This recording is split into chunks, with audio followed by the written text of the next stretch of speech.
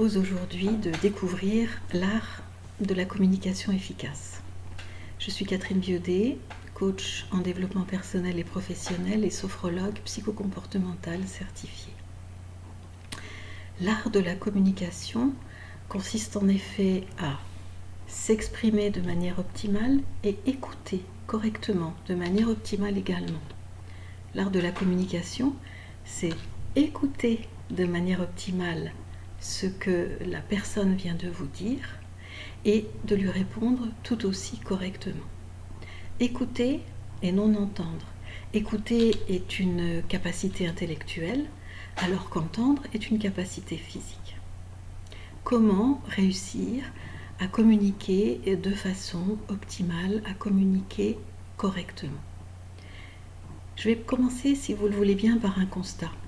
Peut-être vous est-il déjà arrivé de constater que vous êtes en communication verbale avec quelqu'un, en visio, au téléphone, en présentiel, que vous pensez avoir correctement exprimé votre pensée et que lorsque la personne vous répond, vous vous rendez compte qu'elle a totalement perçu d'une façon différente ce que vous veniez de lui exprimer ou qu'elle a perçu certains éléments de façon différente alors que vous, de votre côté, vous étiez persuadé de vous être exprimé aussi correctement que possible. Vous avez expérimenté là l'un des 12 présupposés de la PNL puisque je vais vous faire découvrir la PNL. Ce présupposé explique que le sens de la communication, ce que vous avez émis, le sens de cette communication est donné par le sens de la réponse que vous obtenez. Il est donc à constater que pour s'assurer que nous avons communiqué de façon correcte, la seule personne qui va pouvoir nous le confirmer, c'est notre interlocuteur en face de nous.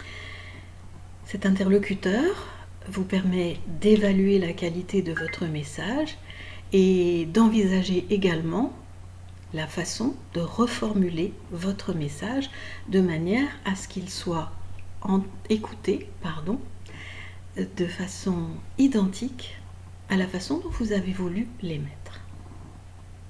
Je vous parlais il y a quelques secondes de la PNL, parce que la PNL va vous permettre de mieux communiquer, donc comment faire pour mieux communiquer, et va vous permettre également d'utiliser un outil dans la vie de tous les jours, la vie privée ou la vie professionnelle, un outil qui existe depuis les années 1950, un outil créé par Richard Bandler et John Grinder, tous deux participants à l'école de Palo Alto.